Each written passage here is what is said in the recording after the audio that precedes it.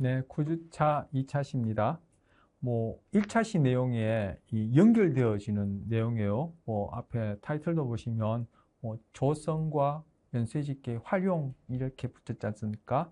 자, 여기 제목이 이제 통찰적 문제 해결이라고 거창히 붙였는데, 자, 뒤에는, 여기 통찰적 문제 해결 나오니까 이걸 보고 얘기를 하죠. 앞선 시간에도 얘기를 했지만, 다른 동물의 경우에도 그렇고, 다른 동물의 경우 차치하고 인간의 경우에는 특별해서 강화를 단위로 한 어떤 강화의 연속이라고 볼 수 있는 그런 조성, 그것들 꼭 이렇게 체인 연결하듯이 해서 연쇄짓기, 그런 것들로 복잡한 인간의 행동은 설명할 수 없다. 인간에게는 우리 이 유기체 안에 결국 뇌가 되게 될 것 같은데, 그죠? 뇌 안에 뭔가 정신적인 것이 있어서 그것이 그러한 복잡한 행동을 하게 하는, 즉 적응적인 행동을 하게 하는, 즉 달리하면 문제를 해결하게 하는 것이다. 그런 것들 중에 하나가 바로 통찰이다. 이렇게 얘기하는 경우가 있단 말이에요. 그러면은 과연 이제까지 배운 것처럼 고전 조건화, 지금은 이제 조작적 조건화 중에 강화를 하고 있습니다만, 이러한 학습 심리학이 얘기하는 이러한 강화 절차에서는 통찰이라는 걸 설명할 수 없느냐? 아니다. 앞선 시간에 제가 언급드렸습니다만, 그러한 맥락에서, 그러한 내용을 이어서 소위 통찰이라고 얘기하는 뭔가 정신적인 것이 원인이 되어서 그것이 우리가 적응적인 행동을 하는, 즉 문제 해결을 하게 하는 다고 생각되어지는 것도 바로 이런 강화 절차로 설명할 수 있다. 즉 달리 얘기하면 통찰, 그것 앞선 시간에 제가 자유의지에 대해서도 한번 얘기했는데, 자유의지가 있다 없다 논란이 있지만, 자유의지 그거는 착각이라고 얘기하는 그 사람들 입장에서 보자면은, 그 사람들 입장에서 얘기하자면은 통찰 이것도 착각이다. 우리가 뭔가 모르니까 소위 과학적으로, 우리 학기 초에 과학이 무엇인지 그거 관련해서 언급한 적 있죠. 과학적으로, 즉 객관적으로 우리가 뭔가 이해하지 못하니까 소위 정신적이다 해서 추상적인 개념으로 붙인 이름일 뿐이다. 이렇게 접근하려는 것이 지금 학습 심리학에서 통찰이라고 부르는 이런 것에 대한 설명을 여기서 하려는 거야. 제가 좀 길게 이어서 얘기해서 잘 연달이 오히려 안 되는지 모르겠지만, 자, 어쨌든 흔히 통찰적 문제 해결이라는 것도 바로 강화로 설명할 수 있겠다라는 것을 조성 연쇄짓기라는 그 맥락에 이어서 얘기를 하려는 거야. 자, 먼저 문제라는 것도 얘기해 보죠. 뭐가 문제입니까? 여러분 시험도 보셨습니다만, 시험 문제가 문제죠. 시험도 문제지만 저는 제일 어려운 문제가 인간관계가 가장 어려운 문제 같아요. 인간관계, 우리 아까 데보라 스키너 이런 거 앞선 시간에 얘기했습니다만, 데보라 스키너 손 드는 거 그게 무슨 인간관계 하지만, 그럼 단순한 행동이지만 결국 다른 우리가 인간관계라 얘기할 때 하는 복잡한 행동도 결국 데보라 스키너 아니면 우라 행동이 조성되는 것처럼 그렇게 조성된 거죠. 자, 문제 얘기하다가 이제 쓸데없는 얘기를 또 했는데, 이번 시간 또 시간을 초과하면 안 될 텐데, 초과할 것 같은데, 안 될 텐데, 어쨌든, 문제란 얘기하다가, 삶의 문제는 인간관계 문제가 대부분이다. 이런 얘기를 이제 부차적으로 하게 됐는데, 이 학습 심리학에서 문제는 뭐를 문제를 하느냐?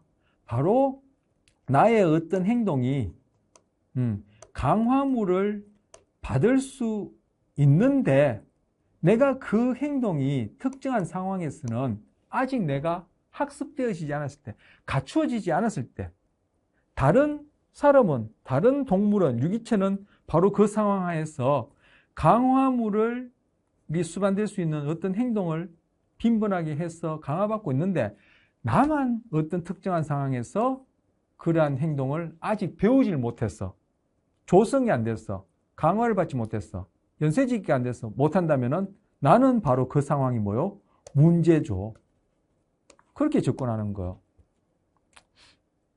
문제, 이런 거 사전에 찾아보면은 사전적 개념 정의가 나올지 모르겠습니다만, 저는 제가 설명한, 물론 뭐 제 머리에서 나온 게 아니라, 제가 참고한 책에서 얘기한, 교재에서 얘기한 이 설명이 저는 가장 정확한 것 같아. 그 얘기를 지금 써놓은 거예요. 강화물이 주어질 수 있지만 강화물을 얻는데 필요한 행동이 존재하지 않아. 뭐 내가 그 행동을 아직 학습한 적이 없으면 그게 문제죠. 여러분 시험 문제를 받았는데 그 문제 답을 다 알고 있다면 그게 무슨 문제예요?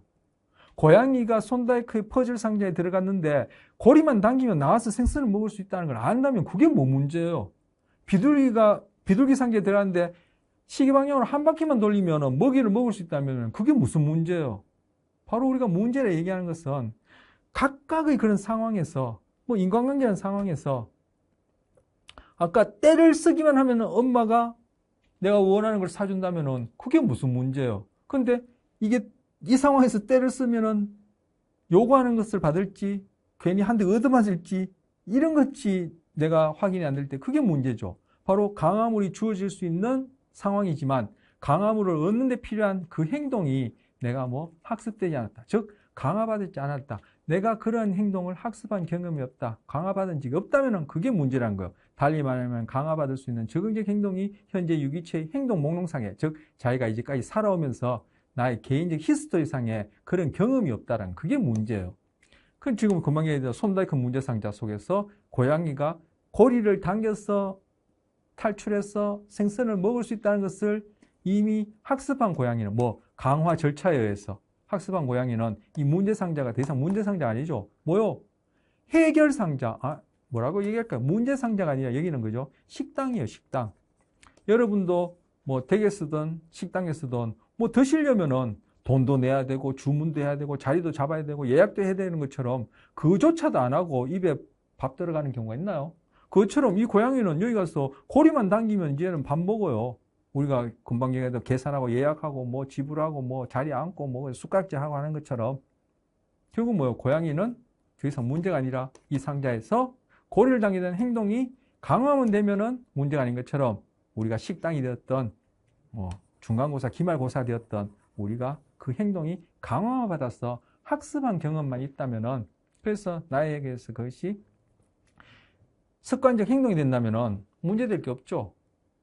그런데 우리는 끊임없이 변하는 상황에서 살고 있고 자연환경이든 우리 문화, 문명이든 뭐 인간관계든 끊임없이 변하는 상황이 있고 내가 그 상황을 처음 접하고 그 상황에서는 어떤 행동을 해야지만 내가 강화될지를 경험한 적이 없다면 그게 바로 문제 상황이죠. 그렇다면 제가 지금 전에 얘기한 것처럼 어떠한 복잡한 상황에서도 뭔가 머릿속에서 불빛이 번쩍하듯이 아이디어가 툭 튀어나듯이 그런 통찰이라는 자유의지처럼 그런 추상적인 개념이 정신적인 그런 과정이나 그런 것들이 원인이 되어서 문제를 해결하는 것이 아니라 금방 얘기했고 지난 시간에 장황하게 시간을 더 들여서 말씀드린 것처럼 조성 연쇄직기에 의해서 즉 강화 절차로 문제 해결되는 것이지 통찰 제가 좀 극단적으로 표현하면 이따위 개념 가지고 그것까지 해결되는 게 아니란 얘기예요.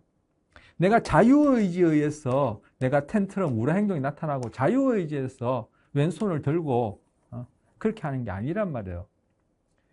쥐를 가지고 실험한 교수님은 자기가 자유의지에서 실험한다고 하지만 화성인이 와서 본다면은 베르나르 베르베르의 그 쥐 얘기처럼 쥐가 교수님을 강화하는지 쥐가 자유의지가 있는지 교수님이 자유의지가 있는지 누가 알까요?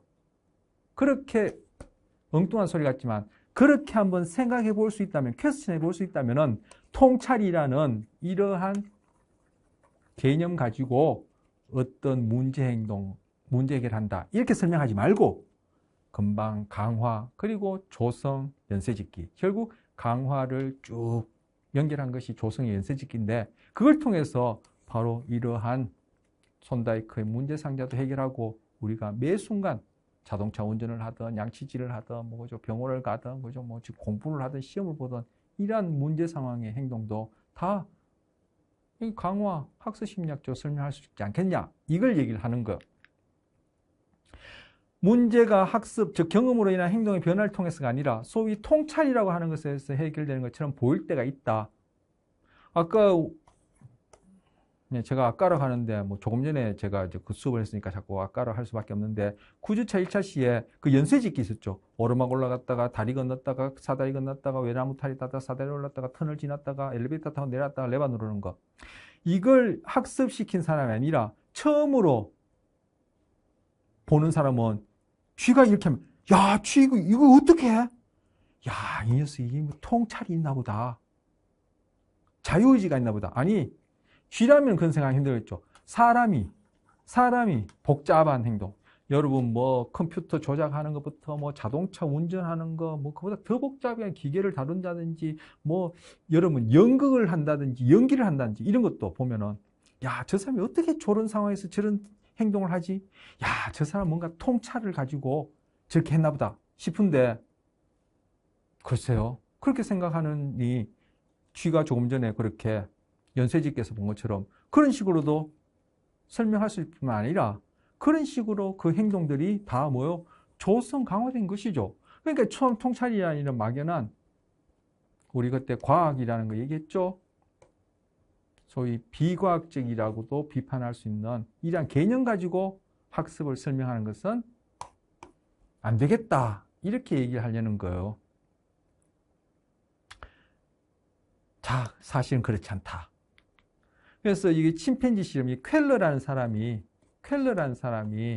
이걸 이제 뭐 연구를 하고 발표를 해서는 바로 학습 심리학에서 얘기하는 이러한 강화, 뭐 조성 연쇄짓기 이거 아니다, A다 이렇게 이제 비판을 했는 유명한 이제 실험 중에 하나인데 이 침팬지 녀석이 이 우리 밖에 이제 바나나가 있는데 이 손이 닿지 않아요. 그러니까 바나나는 먹고 싶은데 배가 고픈데 침팬지 바나나 좋아하죠. 저도 좋아하는데 막대기가 우리 안에 있는데 막대기 가지고 해도 잘 안 자라요. 그런데 이 막대기가 여기 있는 막대기가 뭐 우리 나뭇가지 같은 막대기인데 이런 막대기가 우리 이렇게 속이 빈 긴 막대기가 있단 말이에요. 근데 이것이 몇 개 있는데 어떤 속이 빈 막대기는 다른 속이 빈 막대기 안에 이렇게 들어가요. 이렇게 끼워 넣으면 딱 들어가요. 그럼 더 길어질 거 아니에요? 이런 게 두세 개 있단 말이에요. 그럼 연결하면 이렇게 낚싯대처럼 길어질 거란 말이에요. 그럼 그것들이 다 연결 안 돼서 흩어져 있단 말이에요. 그런데 이 쾰러가 어느 날 보니까 이 침팬지가 그걸 바나나를 먹고 있었어요. 막 이렇게 하는데 손이 안 닿고 막대기를 가져와서 하나를 가져와서 이렇게 하는데 손이 안 닿고 또 저쪽 막대기 가져와서 해도 이게 안 닿는 거예요. 그러더니만 우리 구석에 탁 심각하게 있더니만 갑자기 일어나서는 그 막대기를 탁탁탁탁 연결해서는 바나나를 가져와서 먹더라는 거예요. 바로 통찰에 의해서 문제를 해결했기 때문에 너네 학습 심리학자 얘기하는 강화 그딴 것 없다라고 얘기를 하는 거예요. 택도 없는 소리죠. 자, 그래서 이제 학습 심리학자 정말인가 싶어서 연구를 해봤어요. 그래서 침팬지를 데려다가 그 쾰러가 연구한 그 침팬지 말고 다른 침팬지를 데려다가 이 침팬지에게 막대를 가지고 우리밖에 안 자라는 바나나를 가져올 수 있는 이런 훈련을 시킨 거예요. 뭐 우리 아까 조성 연쇄짓기 했으니까 그건 어떻게 하는지 이제 뭐 더 또 설명 안 해도 되겠죠. 이때는 이제 막대기 가지고 닿을 수 있는 거리, 손으로는 안 닿고 막대기로 닿을 수 있는 거리에 바나나를 두고 이걸 먹는 연습을 시킨 거예요. 뭐 금방 하겠죠. 침팬지 정도 되면은. 뭐 못하면 또 조성시키면 될 테니까. 뭐 어쨌든 강화시켜요. 그렇게 한 다음에 이 침팬지는 이제는 막대기, 바나나가 아니라 막대기를 갖고 놀다가 막대기를 갖고 놀면 두들기도 하고 뭐 깨물기도 하겠지만 툭 끼워 넣는 일도 일어나겠죠. 일어날 확률이 적지만 안 일어났다고는 얘기 못한. 딱 끼워 넣었을 때 침팬지가 좋아하는 뭘 주는 거예요. 뭐 그때 바나나를 줘도 되겠지만 침팬지가 그때는 뭐 아이스크림을 좋아하는데 초콜릿을 좋아하면 초콜릿 주면 되겠죠. 그래서 연결하는 걸 강화시키는 거예요. 그런 다음에 2개 연결하고 3개 연결을 시키는 것은 조성, 연쇄짓기에서 얼마든지 할 수 있겠죠. 이렇게 한 다음에 그 긴 걸로 더 먼 바나나를 가져다 먹는 것을 또 학습시키는 거. 이게 뭐예요? 아까 과제분석 얘기한 것처럼 연쇄짓기와 관련해서 과제분석 얘기한 것처럼 최종적으로 흩어진 막대를 연결해가지고 멀리 있는 바나나를 끌어당기는 이 복잡하고 통찰이라고 이렇게 막연하게 설명하는 그런 행동을 이루기 위해서 그 단위가 되는 행동들을 체계적으로 연쇄짓기처럼 각각 조성을 시킨 다음에 딱 그 상황을 연출한 거예요. 얘는 연결시켜서 바나나를 가져다 먹는 건 한 번에 해본 적이 없어요. 뭐 바나나를 짧은 막대로 가져다 먹는 것, 가까운 거리에 가져다 먹는 것, 그리고 막대를 연결하는 것, 요걸 각각을 조성, 강화, 조성을 받아본 적이 있지만 흩어진 것을 연결해 본 적은 없단 말이에요. 그 침팬지를 이제 딱 우리에 넣어놓고 이 막대가 뭐 3개가 됐든 4개가 됐든 다 연결해야지만이 닿을 수 있는 거리다 바나나를 두고는 딱 상황을 연출하니까 침팬지가 어떻게 하죠? 처음에는 뭐 손으로도 해보고 너무 멀기 때문에 아예 손으로는 엄두는 안 내겠지만 막대기로 해보다가는 어떻게 하는 거예요? 탁 연결해서 가져오는 거예요. 이러한 소위 켈러가 봤던 통찰의 문제가 어떻게 일어났죠? 결국은 그 복잡한 행동을 구성하는 하위 형태 행동들이 강화, 조성, 연쇄되어서 일어난 거란 얘기예요. 그렇다면은 켈러가 관찰한 그 침팬지가 아닌 다른 또 다른 침팬지, 금방 말씀드린 그러한 단위가 되어지는 과제 분석에서 단위가 되어지는 행동을 강화, 조성받지 못한 그러한 침팬지를 가져다 놓고 그 상황을 연출하니까 켈러가 관찰한 것처럼 어느 침팬지도 턱을 괴고 앉아 있다가 탁탁탁 연결해서 그 바나나를 가져오는 침팬지는 한 마리도 없더라는 거. 즉 켈러가 뭐요? 이미 켈러가 통찰에서 문제를 해결했다고 보이는 그 침팬지는 켈러가 관찰한 그러한 어떤 뭐 실험실 상황, 이런 동물원 상황이 아니라 어딘가에서 이미 자연 상태에서 침팬지가 살던 얻은 곳에서 그러한 유사한 행동을 해본 경험이 있는 녀석일 거라 이렇게 추론하는 거예요. 왜? 켈러가 관찰한 그 침팬지의 강화 역사는 켈러가 기록이 없거든요. 그래서 바로 침팬지의 이런 통찰 문제라는 것도 결국은 강화, 결국 조성, 연쇄직계의 결과물이지 뭔가 머리에서 뿅 하니 그런 정신적인 것이 원인이 되어서 문제를 해결하는 것이 아니다.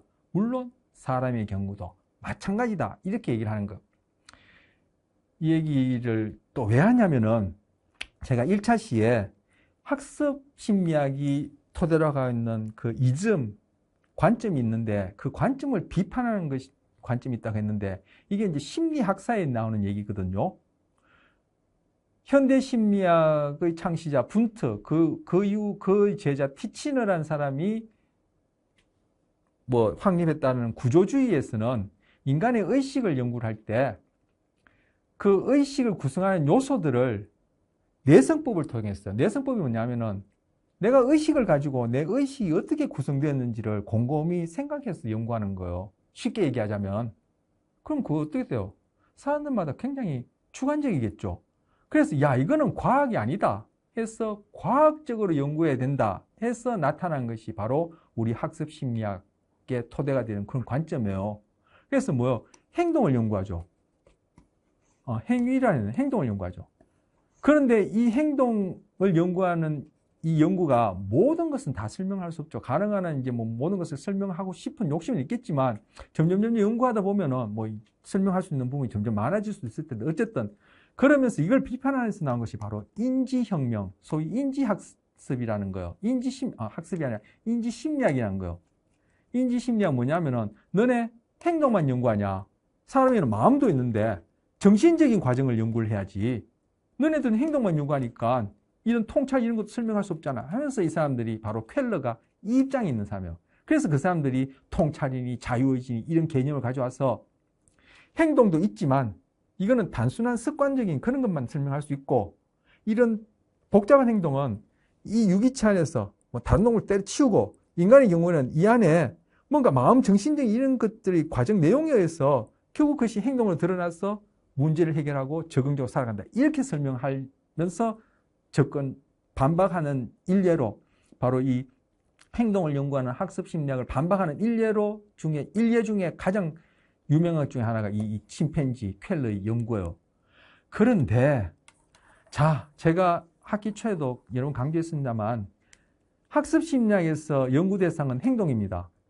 그런데 우리가 흔히 일상에서 얘기하는 그런 행동, 그런 개념이 아니죠.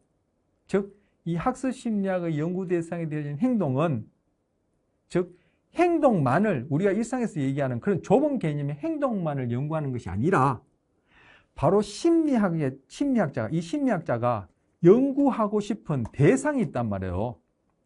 그 대상을 행동이라는 개념으로 바꿔서 다루겠다라는 거예요. 행동의 개념을 어떻게 개념 정했어? 유기체가 하는 측정 가능한 모든 것이죠. 유기체가 하는 모든 것인데 그 안에 뭐가 조건들 측정 가능한 바로 과학적인 방법. 이런 것들이라면 행동이라는 개념으로 다루겠다는 거예요. 즉, 이 학습 심리학자들의 행동은 즉 달리하면 행동주의라는 것은 행동만을 연구하는 것이 아니라 우리 심리학자가 관심 있어 하는 그 연구 주제, 연구 대상을 행동이라는 개념으로 바꿔서 다루겠다는 게 이 학습 심리학, 즉 토대가 된 행동주의 입장이에요. 그런데 인지혁명, 즉 인지주의자, 인지심리학자는 뭐라고 비판했어요? 너는 행동만 다루냐? 인간의 마음과 정신이 있지. 이건 뭐예요? 행동에 대한 개념을 오해하고 있는 거죠. 마음, 정신이라고 부르는 그런 현상이 없다는 것이 아니라 마음, 정신, 그 일례로 통찰, 뭐 이런 것도 뭐 유기체가 하는 것인데 우리가 관찰할 수 있는 것인데 즉 측정 가능한 모든 것이라는 행동의 개념으로 바꿔서 연구한다라는 것. 그렇다면은 이런 통찰이라는 개념 필요 없죠. 바로 뭐 강화, 절차, 그리고 조성, 연쇄로 설명할 수 있다는 것. 그래서 인지심리학이 학습심리학의 토대가 되어지는 행동주의를 비판하는 것에 대한 반론으로 비판은 이제 켈러의 통찰적 문제 해결이고 그에 대한 반론으로 제가 이제까지 설명한 내용이에요. 여러분은 뭐 어느 게 더 설득력 있고 마음에 드시는지 그건 뭐 여러분 입장에 따라 여러분은 인지심리학도 앞으로는 또 인지심리학자가 될 수도 있고 아니면 또 뭐 학습심리학자처럼 뭐죠? 학습심리학자, 행동주의자가 될 수 있겠죠. 자, 이 경우에는 바로 바나나가 너무 높이 달려 있어. 그래서 이거 사과 괴짝 같은데 글쎄요 뭐 외국에도 이런 데 사과를 담는지 모르겠지만 이 사과 괴짝을 이렇게 한 층, 두 층 쌓아서 바나나를 따먹는 거. 이거 앞에 얘가 마찬가지예요. 이것도 각각 상자를 쌓는 이 행동. 즉 최종적인 목표 행동에 가까운 그런 단위되어지는 각각의 행동을 과제 분석을 통해서 강화 조성해서 이렇게 행동이 나타나는 거예요. 이 뭐 다시 설명 안 해도 되겠죠. 똑같은 동일한데 이 경우에는 이제 상자를 쌓아서 올라가는 거니까. 그래서 특정한 강화의 내력, 이 강화의 내력이란 것이 이 침팬지 아니면 뭐 저 같은 경우에 개인이 갖고 있는 학습 경험, 즉 히스토리를 얘기를 하는 거예요. 경험, 살아오면서 여러 가지 복잡한 경험들 뭐 많이 하죠. 우리가 다 하나 기억하지 못하고 자각하지 못해서 그런 경험, 그걸 내력이라 얘기하는 거예요. 그죠? 히스토리를 얘기하는 거예요. 바로 우리의 모든 행동은 고연 조건화, 조작적 조건화의 역사다. 즉 여기서는 조작적 조건화의 강화를 얘기를 하니까 특정한 강화의 내력을 지닌 침팬지에게는 이와 같은 통찰적 문제 해결을 통찰적이라고 이름 붙인 그런 해결이 일어나더라. 그러니까 이 통찰이란 말 붙이지 말고 그냥 뭐 강화로 인한 조성 연쇄짓기다 이렇게 얘기를 하자는 거. 그런데 이러한 단위가 되어지는 이 행동들을 강화 조성 받지 못한 침팬지를 이런 상황에 연출하니까 이런 행동이 나타나지 않더라는 거죠. 아까 앞에서 바나나의 경우와 마찬가지로. 켈러가 관찰한 것들은 뭐 그 관찰한 원숭이의 그 사전, 그 관찰한 그 상황에서 보여주는 그 행동 이전에 어떤 강화 내력을 가졌는지 그걸 모르니까 이 녀석이 이미 그런 유사한 행동을 어디서 자연환경에서 했을 수도 있다. 이렇게 비판받을 수 있는 거죠. 자, 비둘기의 경우 마찬가지예요. 제가 뭐 가능한 한 예를 풍부하게 해드리려고 뭐 비둘기의 경우도 보여주는데 이 경우에 이 비둘기가 이거 뭐 날개짓하고 날아도 따먹을 수 없고 바나나가 이렇게 이제 공중에 매달려 있을 텐데 뭐 쪼으려고 해도 높이가 쪼을 수 없죠. 그러니까 이 녀석이 이 상자를 바나나 밑에 딱딱딱딱딱 부리로 톡톡톡톡 쳐서는 옮겨서는 여기 올라가서 딱 먹는 거. 이것도 각각의 행동. 이 행동 과제 분석해서 단위 행동으로 나눌 수 있겠죠. 그렇게 해서 조성시킨 결과 그리고 연쇄시키를 해서 이런 행동을 하게 되더라는 거. 자, 먼저 비둘기는 실험 상자의 한 지점에 있는 초록색 점을 향해 작은 상자를 미는 거. 뭐 초록색 점이 초록이 중요한 게 아니에요. 이런 상자 안에다가 이런 이제 실험 공간 안에다가 여기 점을 찍어 놓고는 비둘기가 이 상자를 여기까지 딱 밀어 넣어서 점 위에다가 올리면은 비둘기에게 먹이를 주는 거예요. 이때 바나나를 주는 게 아니라 아까 과제 분석 얘기했죠. 단위되어지는 행동을 조성시킨다고. 이 상자를 여기까지 옮기는 거 어떻게 하지? 비둘기가 단번에 옮기겠어? 못 옮기겠죠. 그럼 비둘기가 이 상자 부근으로 가면은 딱 강화하고, 이 상자에다 주둥이를 대면 강화하고, 이 상자를 조금이라도 접촉하면 강화하고, 약간이라도 밀면 강화하고, 비둘기 우리 시계 방향을 돌린 것처럼 이 각각의 행동을 꾸준하게 끈기 있게 그렇게 차근차근 조정시키면 나중에 상자가 어디 있든 간에 그 상자를 이리저리 옮겨서 목표 지점까지 옮기겠죠. 그 얘기를 하는 거예요. 그 다음 바나나 아래에 놓여있는 상자에 올라가서 바나나를 쪼는 것을 학습했다. 그렇게 한 다음에 바나나를 향해 뛰어오르거나 바나나가 있는 데서 시간을 보내는 것을 학습했다. 이 각각의 지금 과제 분석, 단위 행동들을 각각 강화, 조성을 했다는 얘기를 하는 거예요. 제가 앞에 길게 얘기를 했기 때문에 뒤에는 이제 문장으로 대신합니다. 앞 시간 너무 많이 오버해서 이번엔 좀 가능한 시간을 맞춰보려고 하는데, 자, 이러한 경험을 한 비둘기는 나중에 이런 상황을 딱 연출하면은, 그죠? 상자는 이쪽에 있고 바나나는 여기 있고 하면은 이걸 탁탁탁탁 밀어서 바나나 밑에 딱 놔두고 올라가서 딱딱 쪼아 먹더라는 거예요. 그런데 이러한 각각의 행동을 조성 또는 연쇄짓기가 안 해본 녀석들은 이러한 상황에 연출시켰을 때 이 상자를 바나나 밑에다 밀어놓고 올라가서 바나나를 따먹는 녀석들은, 쪼아먹는 녀석들은 한 마리도 없더라는 거예요. 즉, 통찰에 의한 문제, 이런 것들은 없다는 얘기죠. 즉, 결국은 강화, 그리고 조성, 그리고 연쇄짓기.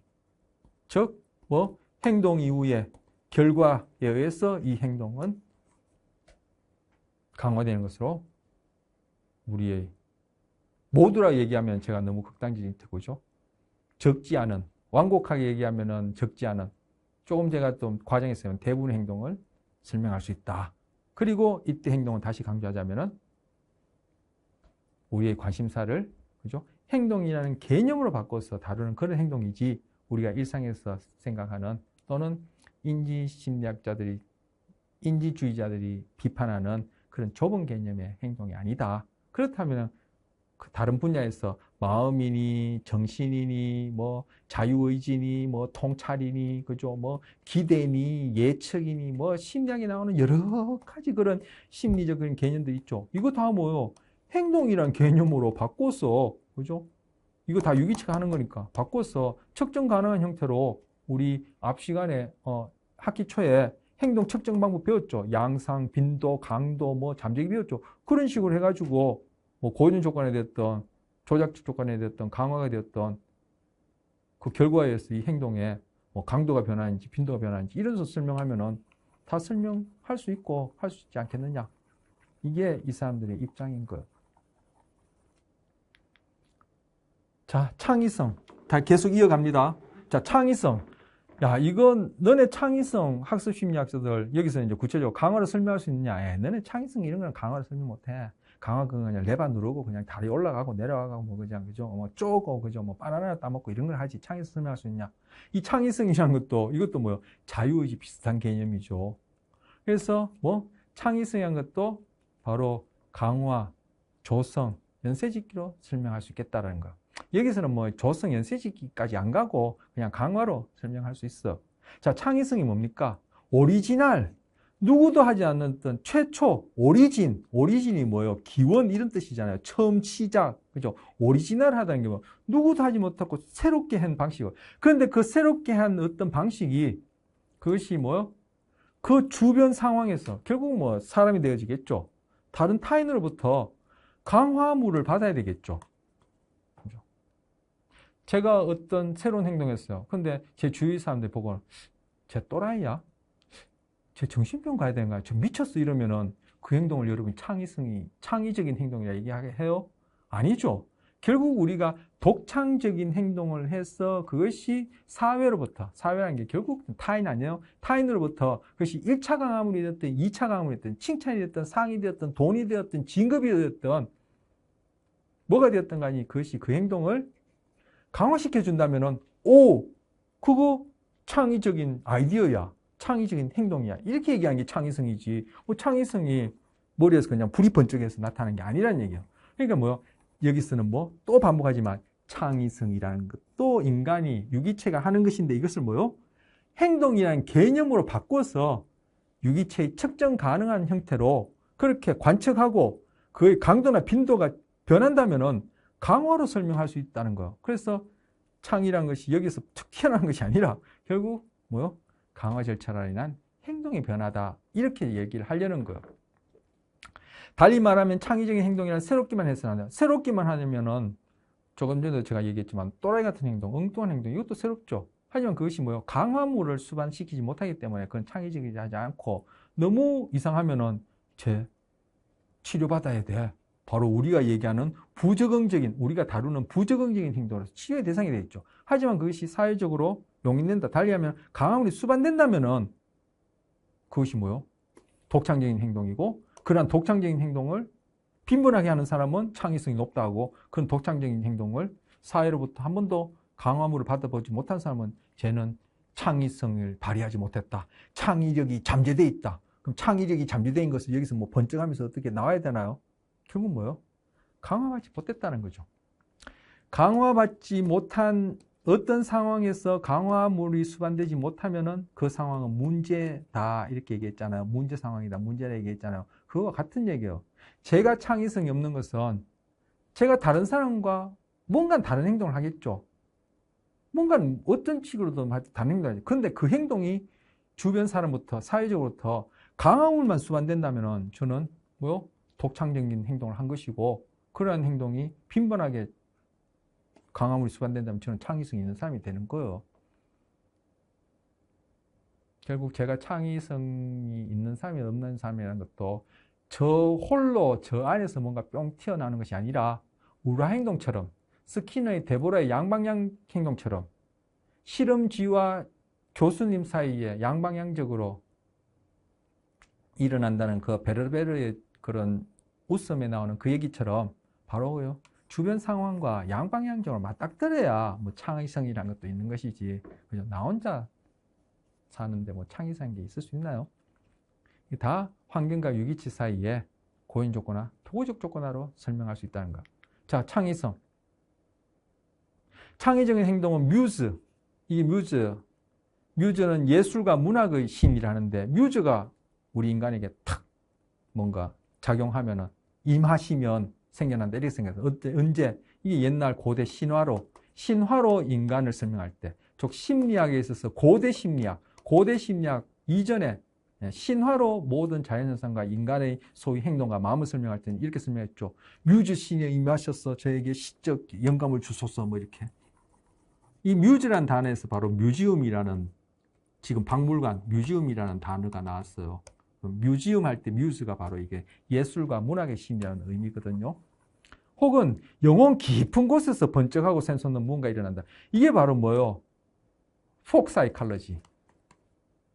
바로 민중심리학, 대중심리학이라는 거예요. 일반인들도 여러분처럼 심리학 공부하지 않더라도 누구나 인간의 마음을 나름대로 설명해보는 심리학이에요. 이런 것들이 우리 심리학 공부하는 사람, 학문하는 사람들에게도 일상적으로 많이 일어나죠. 바로 앞에서 봤던 퀘러의 통찰 문제, 바나나 먹는 거, 아니면 그 사과 상자 올려서 바나나 먹는 거, 비둘기가 쪼아 먹는 거, 그리고 여기서도 그렇고, 바로 이런 식으로 설명하려는 경향성이 있는 것을 여기 학습심리학자 행동주의 비판하는 거예요. 그래서 여기서 뭐 뮤즈가 임했니, 영혼이 어쨌니 해서 창의성, 통찰이란 것도 뭐 행동이라는 개념으로서 바꿔서 얘기를 하자. 그럼 행동이라는 개념을 바꿔서 얘기하면 고인 조건화, 도구적 조건화로 설명할 수 있고, 그리고 그 행동이 어떻게 변하는지는 그저 빈도가 변하든 강도가 변하든 잠재기가 변하든 양상이 변하든 이런 식으로 설명하자라는 거예요. 그래서 여기서 창의성이라는 것도 결국 뭐 강화로 설명할 수 있다. 이게 여기서 얘기하려는 거예요. 자, 돌고래나 비둘기를 대상으로 우연히 나타나는 어떤 독창적인 행동. 이 독창적인 뭐예요? 처음으로 이 영혼에 이제 뭐 훈련시키는 사람, 실험하는 사람이겠죠. 실험 사람을 보다가 훈련시키는 분이 보다가, 저 행동은 처음 보는 행동인데, 바로 그건 독창적인 행동이 얘기할 수 있죠. 그럼 그걸 강화하자는 거예요. 그럼 그 돌고래나 비둘기는 내가 처음 보는 행동을 또 할 기회가 또 할 가능성이 높죠. 즉, 강화되겠죠. 그럼 요 녀석은 그 행동을 자꾸 반복한단 말이에요. 그럼 이런 식으로 처음 보는 행동, 소위 독창적이라 오리지널, 아까 오리지널이라는 단어 어원 얘기했죠. 그런 행동을 강화받으면은 이 유기체는 사람도 말할 것도 없고 다른 동물들도 또 다른 오리지널 하는 행동을 하는 경향성이 자꾸 높아지더라는 거예요. 이걸 일반화라 그래요. 우리 일반화 기억나세요? 우리 그 고전 조건할 때 공포 조건화와 관련해서 알버트 예를 들면서 일반화, 변별 설명했죠. 그때는 자극 일반화예요. 그죠? 자극 일반화. 즉 CS, 유사한 CS에 대해서 CR 반응을 보는 것이고, 이때 제가 얘기하는 일반화는 이건 반응 일반화라 얘기하는데, 사람은 말할 필요도 없고 이런 다른 동물들도 오리지널하는 행동을 했는데 거기에 대해서 강화물이 주어지면은 바로 그 오리지널하는 행동도 강화되지만 또 다른 새로운 행동, 즉 오리지널한 행동의 나타나는 경향성이 높아지는 거예요. 이걸 반응 일반화라고요. 그럼 이런 일반화가 일어난다면 뭐요? 그걸 부르면 창의성이 있다 이렇게 얘기하는 거죠. 즉 강화로 설명할 수 있다는 거. 이 경우에 지금 초등학생을 대상으로 얘기한 얘기예요. 뭐 읽어보시면 돼요. 저는 그렇게 생각하는데, 그죠? 초등학교 4학년을 대상으로 창의적인 생각을. 그래서 벽돌을 가지고 힘을 기르고 칠판지를 가지고 뭐 어깨를 넓혀보고 이렇게 한다 했는데, 이건 읽어보시면 될 테고요. 시간이 벌써 이제 40분이 다 돼가는데, 자, 새로운 행동과 창의적 학습 했는데, 새로운 행동을 만들기 위해서는 새로운 행동을 강화를 해야지. 좀 전에 얘기했죠? 창의성을 길러내기 위해서 창의적인 행동을 강화하려고 하면 안 돼요. 자, 일단 읽어보죠. 새로운 행동들을 만들기 위해서는 새로운 행동을 강화하기만 하면 된다. 그러면 계속해서 새로운 행동이 나타난다. 즉 창의성이 길러진다. 학습된다. 창의성을 길러내는 데는 창의적인 행동이 나타날 때마다 강화물이 수반되기만 하면 된다. 창의성은 강화받을 수 있는 행동의 특성이다. 앞선 슬라이드에서 이미 얘기했던 거고요. 자, 강화가 사람들을 덜 창의적이게 만드는 것처럼 볼 때가 있다. 예, 그럴 때가 있어요. 그게 좀 전에 얘기한 거. 오리지널한, 즉 새로운 행동, 독창적인 행동을 강화하는 것이지 창의적인 행동을 강화하려고 하면은 창의적이지 못해요. 자, 창의적인 행동을 사람의 경우에 봅시다. 뭐 동물의 경우 일단 다른 동물의 경우에 차치하고 사람의 경우에 제가 저희 아이를 창의성 있게 기르고 싶어요. 그러면 제가 내가 보기에 제가 창의성이 있다라고 여기지는 행동에 대해서 강화를 해줘야 되겠죠. 강화를 줘야 되겠죠. 그러면 이미 내가 보기에 창의적이라고 여기진다면 그게 창의적이에요. 내가 이미 아는 행동인데 나는 이미 저 행동이 창의적이다 아니다라는 것을 이미 알고 있는 행동이라면 이 세상에 내만 알고 있다면 모르겠지만 나만 알고 있다면 그것이 또 사회에 나가서 다른 타인과의 관계 속에서 강화물이 수반되겠어요? 결국 내가 창의적이라 여긴다는 다른 사람 보기에도 창의적이라 여기진다는 행동이죠. 그래야지만 사회적으로 강화물이 수반돼서 창의성 있는 아이다, 창의성 있는 아이로 길렀구나 이렇게 얘기를 받을 거 아니에요? 그럼 뭐예요? 그게 어떻게 창의죠? 오리지널이 않잖아요. 그 사회에서 볼 수 없는 새로운 행동이 아니잖아요. 이미 내가 알고 다른 사람들이 아니까. 그런 행동을 강화하려고 기다렸다가 그런 행동을 할 때 강화를 주면은 걔는 뭐예요? 창의성을 기르는 것이 아니라 내가 이미 하고 다른 사람들이 이미 해서 사회에서 강화받고 있는 행동을 뭐예요?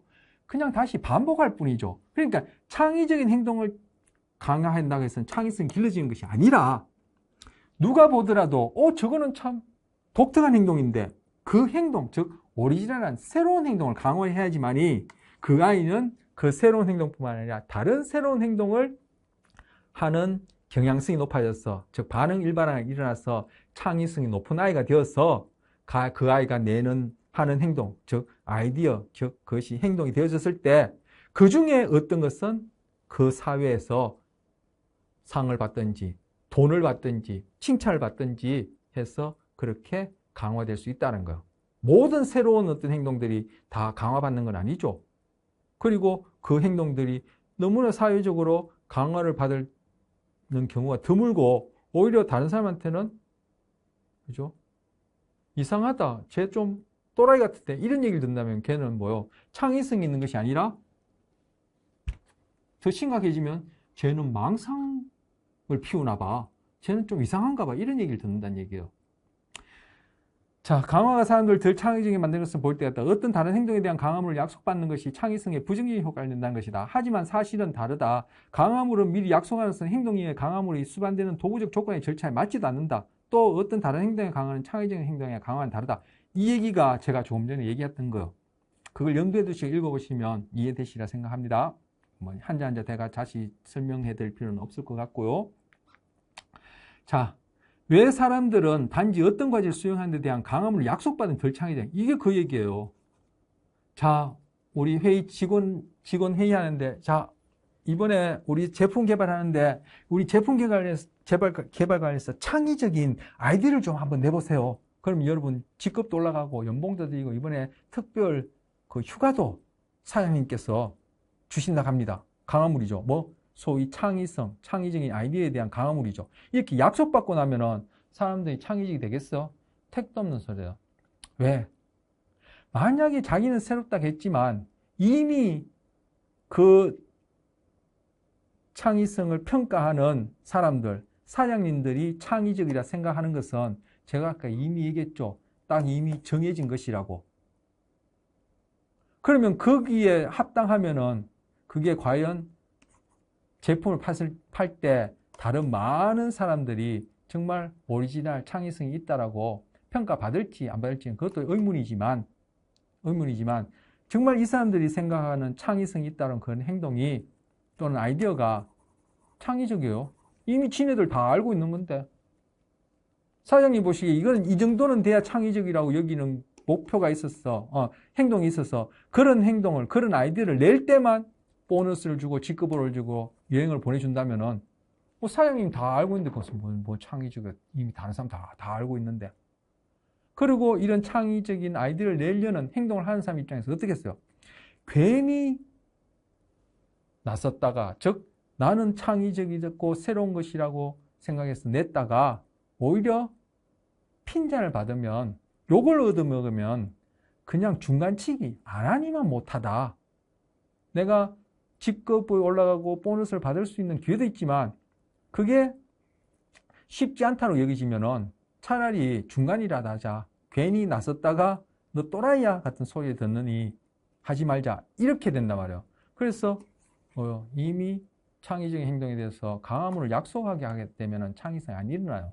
좀 이따 이제 결론을 얘기할 텐데, 자, 읽어보겠습니다. 왜 사람들은 단지 어떤 과제를 수행하는 데 대한 강함을 약속받는 덜 창의적이 되는가? 그 대답은 창의성이 항상 강함을 받지는 않기 때문이다. 뭐 요거도 모를 수도 있단 말이에요. 처벌받을 수 있다는 얘기예요. 그럼 처벌받으니 그죠? 강함을 못 받더라도 처벌을 는 안 받는 게 훨씬 낫겠죠. 그죠? 1등은 못하느니 꼴찌 되어서 그죠? 한 바퀴 운동장 더 안 도는 게 나을지 않겠어요? 그 중간치기 정도 하는 게 훨씬 낫지 않겠어요? 그래서 만약 이러한 강화물도 기대지 않는다면, 그래서 어떻게 이러한 강화물 자체가 주어지는지 모를 때, 그리고 무엇이 창의적인지 사람들이 소위 예측 기대, 이미 강화받아 본 그런 류의 어떤 창의적인 행동이라는 그러한 것들이 이 사람들의 경험 속에 없을 때, 그리고 강화물이 무엇인지 아예 기대되지 않을 때 창의적이 된다는 거예요. 즉 한마디로 얘기하면 굉장히 자유로울 때 창의성이 일어난다는 얘기예요. 실제 있었던 일인데 유치원생 어린 아이들한테 그림 그리기, 애들이 이제 그 유치원에서 놀 때는 뭐 그림 그리기도 하고 뭐 여러 가지 하겠죠. 근데 그림 그리기를 하고 노는 걸 이렇게 보고는 이제 실험자가 그 중에 이제 아이들 모르게 임의적으로 요 아이들한테는 야, 너네 그림 너무 잘 그렸다. 칭찬해 주면서 거기다가 뭐 사탕을 준다든지 강화물을 줬어요. 그리고 다른 그림 그리기 하고 놀았더니 이제 다른 아이들은 그런 얘기 안 했어. 그런 다음에 다음 기회에 자, 우리 그림 그리기 하고 놀자 하라고 이렇게 얘기를 하니까 그림 그리기를 해서 사탕을, 강화물을 받았던 아이들은 그림 그리기 하고 놀려는 경향성이 확 줄어들고, 그죠? 그림 그리기 그 자체를 자기가 즐겼던 아이들은 그림 그리기 하고 놀자, 또는 어떤 그림 그리기 상황이 주어졌을 때 그림 그리기 행동을 더 빈번하게 또는 하려는 경향성이 높더라는 거예요. 뭐요? 어떤 행동에 대해서 강화물이 기대되지 않고 어떻게 그림을 그려야 되는지 어떤 목표도 없고 자유롭게 뒀을 때 아이들이 창의적으로, 그리고 창의성은 아니라 하더라도 그러한 행동을 빈번하게 하려는 경향성이 나타나더라는 얘기예요. 즉 뭐요? 일과 놀이의 차이예요. 여러분 이런 사례 들어보셨겠습니다만 벌써 40분이 지나서 슬라이드 엄청 많이 남았는데 큰일 났네. 춤을 춰요. 나이트클럽에 갔어. 근데 어떤 사람은 무대 위에서 춤을 춰요. 어떤 사람은 무대 밑에서 춤을 춰요. 무대 밑에서 춤을 추는 사람들은 가서 돈을 내고 춤을 춰요. 무대 위에서 춤을 추는 사람은 돈을 받고 춤을 추는 무희들이래요. 그런데 영업시간이 끝났는데 영업시간을 크리스마스 이브라 해서 1시간, 2시간 더 연장해서 이 무희들도 1시간, 2시간 더 춤을 추게 하고 여기에 춤을 추는 사람도 1시간 더 춤을 추게 하면은 어떤 현상이 일어날까요? 이 사람들은 그죠? 돈을 내고 춤을 추는데 연장해서 춤을 추려면 굉장히 좋아하지만 이 사람들은 뭐예요? 연장 근무, 노동법 위반해서 이 사람들은 싫어할 거예요. 똑같이 춤을 추는데 이 사람들은 뭐예요? 강화를 받죠. 즉 강화물 돈을 받죠. 일이 돼버리는 거예요. 이 사람들은 뭐예요? 자기들이 돈을 내고 춤을 추는데 이 사람은 놀이기 때문에 얼마든지 신나게 할 수 있는 거예요. 바로 창의성도 이와 같다는 거예요. 우리가 공부하는 것도 이와 같다는 거예요. 저도 그렇게 되어진다라고는 결코 얘기할 수 없지만 우리가 사는 것도 일타는 거예요. 숙제하듯이 삽니까? 축제하듯이 삽니까? 바로 창의성이라는 것도 어떻게 창의성이라는 어떤 기준이 없고 그냥 새로운 행동에 대해서 강화받을 수 있는 상황, 그리고 그에 대한 강화물이 딱 명시되지 않았을 때 사람들은 그 행동 자체를 즐기면서 놀이가 되고 축제가 되어서 창의성이 그렇게 강화된다라는 거예요. 그래서 이런 현상이 나타난다는 거예요. 자, 그 행동을 여기서 얘기한 겁니다. 강화물을 제공한 사람이나 사회가 창의적이라면 창의적인 행동은 강화받을 것이다. 창의적인 행동도 그 결과의 함수이다. 결과의 함수 이게 뭐예요? 즉 바로 강화로 인한 것이다 얘기한 것이고, 독창적인 행동에 아까 오리진 얘기했죠. 오리진이라는 이 단어, 어원을 생각하면 이게 기원이라 얘기했잖아요. 처음으로 한다, 새롭다. 독창적인 행동에 긍정적인 결과 수반되면 창의적이 될 가능성이 높고, 부정적인 결과 수반되면 창의적이 될 가능성이 낮아진다. 그렇죠. 결국 처벌이 되는 거예요. 것이니까. 그리고 이 독창적인 행동이 엉뚱하게 그렇게 강화되어지면은 이것이 뭐요? 결국 망상으로 이어질 수도 있어요. 실제 이런 연구 결과도 있고 이런 사례도 있어요. 그래서 결국 창의적이다. 이런 것은 결국 주변 환경으로부터 강화물이 수반되느냐 안 되느냐의 그 결과죠. 결국 강화를 설명할 수 있다는 것. 자, 미신 행동. 이것도 강화로 설명해 보겠습니다. 우리 미신 행동. 어떤 행동을 유지시키는 강화물이 수반되지 않음에도 불구하고 반복적으로 나타나는 행동을 가리킨다. 자, 제가 부적을 하나 갖고 다녀요. 실제로 아닙니다만 저희 부모님이 오늘 여러분을 만나서 9주차 2차 시 학습심리학 강의를 한다니까 저희 부모님이 가서 강의 잘하라고, 그래서 학생들한테 좋은 평가 받으라고 부적을 한 500만 원 주고 구해오셨어요. 엉뚱한 소리 같지만 그냥 지어낸 상황이에요. 500에 콤마 들어가면 안 되죠. 자, 근데 저는 이런 부적이 다 미심이야. 이거 쓸데없이 왜 500만 원치 써? 하니까 저희 부모님이 야 이놈아, 그래도 내가 너를 생각해서 없는 돈 있는 돈 긁어서 이게 해왔는데 나를 봐서라도 좀 가져가면 안 되냐 이렇게 했어. 그래서 제가 어쩔 수 없이 그냥 마지못해서 그냥 어디 있는지도 모르고 이제 넣어왔어요. 가방에 있는지 호주머니에 있는지 넣었는데 오다가 저는 운전을 안 합니다만 예를 들어서 운전을 하다가 교통사고가 났어. 그런데 저 차는 조금밖에 안 망가지고 저도 이렇게 멀쩡하게 와서 이런 수업을 하는데 저 교통사고에 연루됐던 다른 차는 너무 많이 파손되고 그 기분은 너무 많이 다쳤어요. 이거 부적 때문인가? 에이, 아니겠지. 근데 오늘 수업 마치고 가다가 또 전 이제 차가 이제 고장났으니까 이제 카센터에 맡기고 이제 대중교통을 타고 가는데 버스가 사고가 나서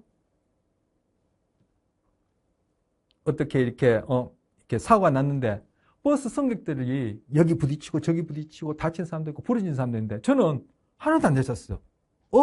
부적 때문인가? 바로 뭐요? 내가 부적을 갖고 있는 행동이 바로 뭐요?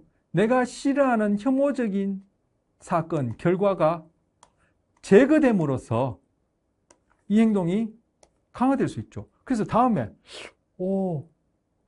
다음에는 제가 중요한 일이 있을 때, 아니면 또 여러분 만나서 또 수업하러 올 때, 그 부적 어디 가서? 엄마 내 지난번에 그 주신 부적 내 가방에 와 있었어요. 어디 넣어놨는데 그거 어디 갔어? 해서 찾아서 내가 갖고 올 수 있겠죠. 이렇게 되면 뭐예요? 바로 미신 행동이다. 이렇게 볼 수 있는 거예요.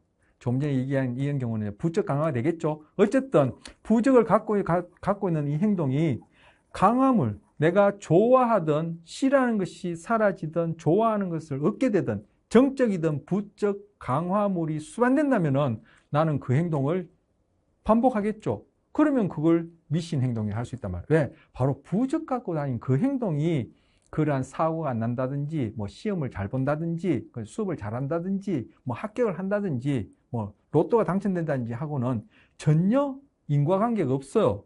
그런데 우연히 수반은 될 수 있죠. 우리 수반이라는 개념 제가 예전에 좀 길게 말씀드린 적 있죠. 수반은 될 수 있겠죠. 이런 일이 몇 번만 일어나고 내가 한 그 행동이 나에게 있어서는 굉장히 심리적으로 또는 뭐 생존과 관련해서 중요한 행동이라 여기지면은 그 행동은 엄청 쉽게 강화가 되겠죠. 뭐 몇십 분 할 필요도 없어요. 한두 번 만에 강화가 되겠죠. 그럼 바로 그걸 미신 행동이다. 그래 바로 미신 행동이라는 것도 그죠? 그것이 어떤 형태든 간에 바로 여기서 뭐 강화로 설명할 수 있다는 거. 달리 말하면 어떤 행동의 강화물이 우연히 수반됨으로써 그 유기체가 그 행동과 강화물 사이에 인과적 연결이 있는 것처럼 생각해서 이제는 뭐 부적을 찾는다든지 또 다른 여러 종류의 어떤 미신 행동을 한다든지 그렇게 설명할 수 있다는 거예요.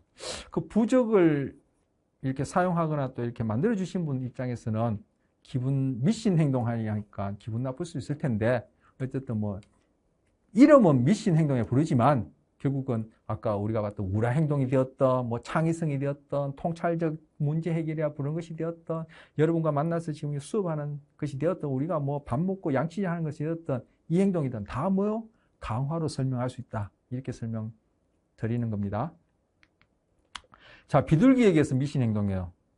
비둘기들이 뭘 하고 있는지 상관없이 비둘기 상자를 만들어 놓고 이게 스키너가 직접 한 연구예요. 상자를 두고 비둘기 한 마리씩 넣어놨어. 그럼 비둘기 그 안에서 뭐 그냥 구구구구 돌아야 돼. 쪼기도 하고 그죠? 이렇게 뭐 상자 넘어올 수 없으니까 목을 이렇게 내밀기도 하고 날기도 별짓을 다 하겠죠. 그러면 스키너가 시계를 보고 지금 50분이 다 지났는데 시계를 보고 15초마다 그냥 먹이를 넣어주는 거예요. 또 15초에 갖다 넣어주는 거예요. 그렇게 한 다음에 나중에 보니까 15마리 중에 8마리가 한 녀석은 시계 방향으로 돌고, 한 녀석은 머리를 끄덕끄덕하고, 한 녀석은 앞뒤로 흔들고, 한 녀석은 부리로 바닥을 쓸고 이런 행동 하더라는 거야. 뭐요?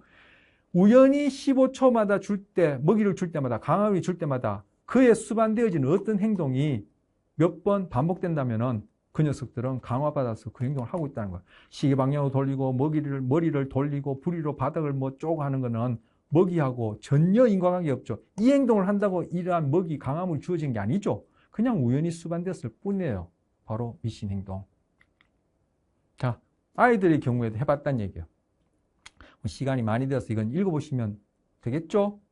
그리고 대학생들, 여기 수업 듣는 분들 중에 해당하는 성인들의 경우에도 해봤다는 거예요. 미신 행동이 나타나더라는 거예요. 자, 그래서 통찰이 되었던 창의가 되었던 뮤즈가 임했던 뭔가 귀신이 작용해서 어떤 망상을 피우던 미신 행동이 되었던 바로 이것도 다 유기체가 하는 것으로서 행동이란 개념으로 다루어서 우리가 그걸 연구를 한다면은 다 강화로 그렇게 설명할 수 있다라는 거예요. 그래서 미신 행동은 완곡하기 위해서 적어도 부분적으로 우발적으로 강화된, 즉 행동 이후에 강화물이 그죠? 수반되어져서 나타난 것이고, 그리고 이런 미신 행동은 대체로 무해한 경우가 있어요. 무해하다면 그 행동은 뭐예요? 처벌이 되겠죠. 그러니까 대부분의 경우에 무해하니까 뭐요? 강화되어지는 수반성이 더 높고, 즉 강화물이 수반되어지는 경우가 더 높고, 처벌물이 수반되어지는 경우는 낮으니까 이쪽으로 향하겠죠. 부등호예요, 부등호. 그래서 행동은 강화된다면 그 행동은 계속 유지되기 쉽다. 바로 미신 행동도 강화로 설명할 수 있다는 겁니다. 자, 이번 시간 이렇게 해서 마치고 다음 시간에 또 뵙겠습니다.